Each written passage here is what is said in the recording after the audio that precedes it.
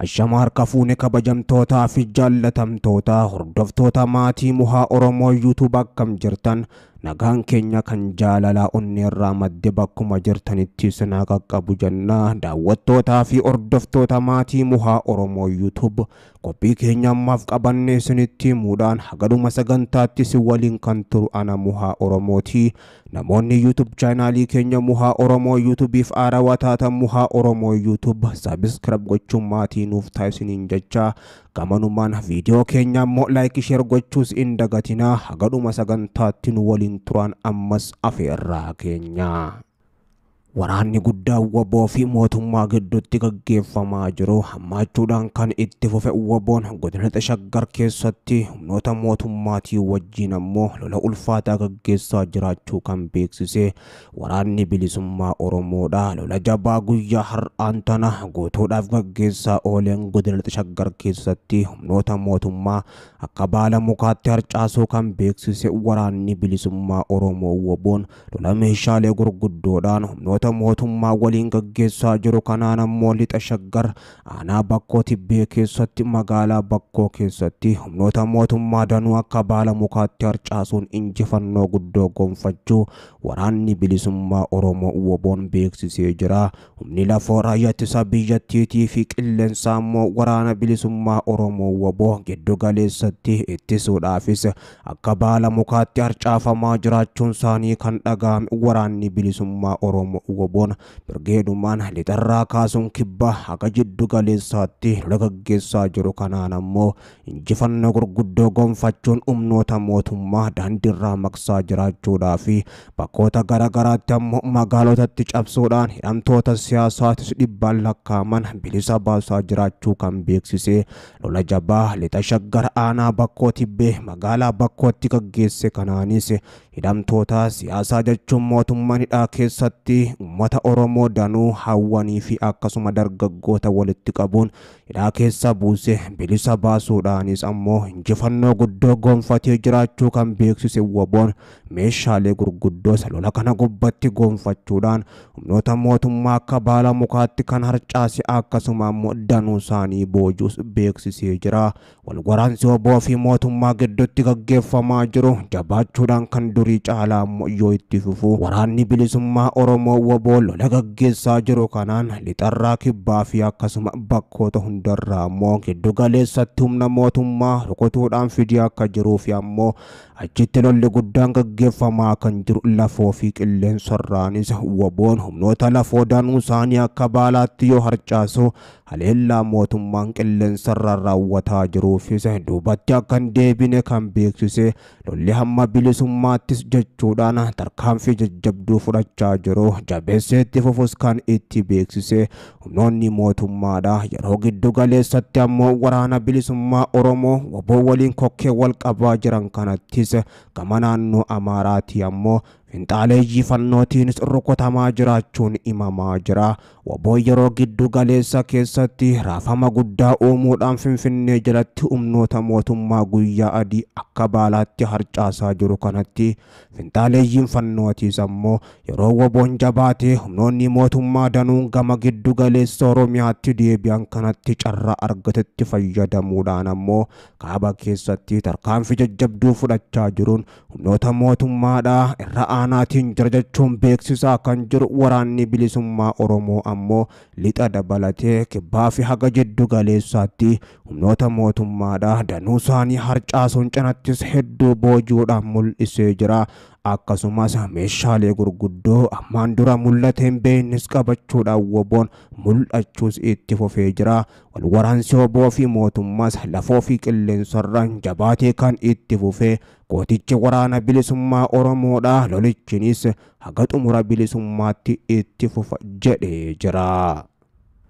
Ministeerri muummee Itoophiyaa biyya amma baankii misooma Afrikaa ifatti dhiifama gaafachuu isaanii hordofee baankichi hojjettoota saayidil addunyaa hunda gara Itoophiyaatti deebisuu fi hojii idilee Itoophiyaa keessaa gaggeessuu itti fufuudhaaf murteessuu isaa beeksisee jira. Baankichi kana dura ammoo baatii onkololeessaa bara 2023 keessa hojii gaggeessaa baankichaa damee Itoophiyaadhaa Dr. Abdul Dabalatee hojjettoota saalamarratti Finfinneetti ammoo qaamolee nageenya mootummaatiin haleellaa raawwatamuu ordofee hojjettoota idil addunyaa Itoophiyaa keessaa baasuudhaaf murteessuun isaatis ni yaadatama. Yeroo haleellaan kun raawwatamu baankichi mootummaa Itoophiyaatiif xaliyaa komii kan barreesse yoo ta'u mootummaanis atattamaan qorannoo gaggeessee bu'aa qorannoo isaa akka ifa godhu ibsee ture. Haa ta'u malee mootummaan Itoophiyaa qorannoo qaamolee nageenyaa haleellicha raawwatanii jiru jedhaman irratti gaggeeffame baankichaaf qooduu dhabuu isaaniitii fi akkasuma hojjettoota biratti ammoo gama nageenyaatiin amantaa guutuu argachuu dhabuu isaaniitiin baankichi hojjettoota isaa idil addunyaa Itoophiyaa keessaa baasuudhaaf murteessu baankichi yeroo isaatis beeksisee kan ture. Walgahii ministeera muummee Abiyyi Ahmadii fi pirezidaantii baankii misooma Afrikaa Dr. Adii Seenaa gidduutti ammoo taasifame irratti dhiifama mootummaan Itoophiyaa gaafate akkasumas ministeerri muummee Abiyyi Ahmad taatee yeroo darbee uumame furuudhaaf ammoo waadaa cimaa galuu ordofee baankiin misooma Afrikaa Itoophiyaatti hojii idilee isaa eegaluu fi hojjettoota isaa idil addunyaa hunda gara Itoophiyaatti deebisuudhaaf murteessuu isaatis ibsee jira. Mootummaan Itoophiyaa dhimma maallaqaa gara baankichaatti dabarfamuu osoo qabuu bade irratti qorannoo gaggeeffamu irratti baankicha waliin guutumatti ammoo tumsuudhaaf waadaa galee jira jedha. Ministeerri muummee Abiyyi Ahmad gama isaaniitiin bal'inaan osoo hin ibsin fuula Tiwiitaraa yookaan X-dhaan beekamu irratti baankii misooma Afrikaa waliin tumsi qabnu tattaaffii fi wabii nyaata Itoophiyaa mirkaneessuudhaaf ammoo taasifnuu fi barbaachisaadhas kan jedhan deeggarsa obboleessa koo pirezidaantii baankichaan hariiroo keenya cimsuudhaaf ammoo kutannoo qabna kan jedhan muummee Abiyyi Ahmad baankiin misooma Afrikaa baatii hagayyaa bara 2023 keessa waggaa darbee Itoophiyaadhaaf deeggarsa maallaqaa doolaaraa miliyoona 84.3 Itoophiyaatti oomisha qamadii fooyyessuu fi galii qonnaan bultootaa dabaluudhaaf oolu kennuun isaatis ni yaadatama. Deeggarsi kun fandii misooma Afrikaa irraa sirna biyyoota galii gad aanaa qabanii fi liqaa laafaa kennuudhaan ammoo doolaara miliyoona 54 mootummaa Neezerlaand irraa doolaara miliyoona ammoo 20 dhaabbata daldala qonnaa OCP Afrikaa irraa doolaara miliyoona 10 fi giddugala madaqsuu addunyaa irraa ammoo doolaara 300 kan of keessaa qabu ta'uun isaatis ibsameera.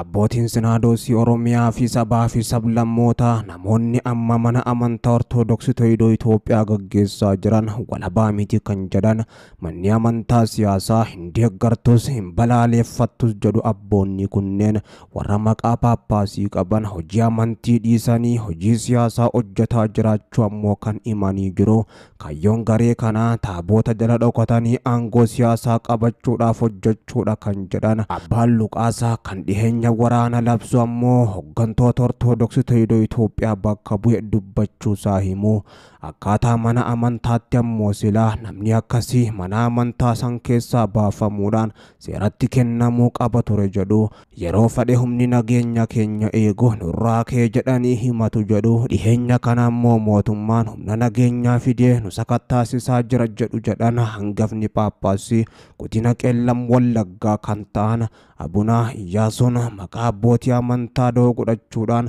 waraana lallabaa oolu jedhan abbootiin kunneen ammoo namoonni akkasii ummata keenyaas ta'e ammoo mana amantii keenyaas bakka bu'u jedhan. Labsii waraanaa Abunaa Luqaas tibbana labse balaaleffachuudhaan seeraan akka gaafatamuuf gaafanna jedhanii jiru. Ummanni keenya Sinodoosii gabroonfataa fi ajjechaa labsu kana dhaggeeffachuus akka hin qabne dhaamanii jiru. Abbootiin Sinodoosii Oromiyaa fi sabaa fi sablammootaas ijaarsi jalqabne jabaatee kan itti fufu malee ammoo waan duubatti deebi'amu akka hin jiraanne dhaamanii jiru. Fuuldura keenyattis ammoo Sinodoosiin Oromiyaa fi sabaa fi sablammoota maal hojjetaa jira kan jedhuuf ibsa bal'aa kennuudhaafis akka jiran abboonni kunneen ibsaniiru.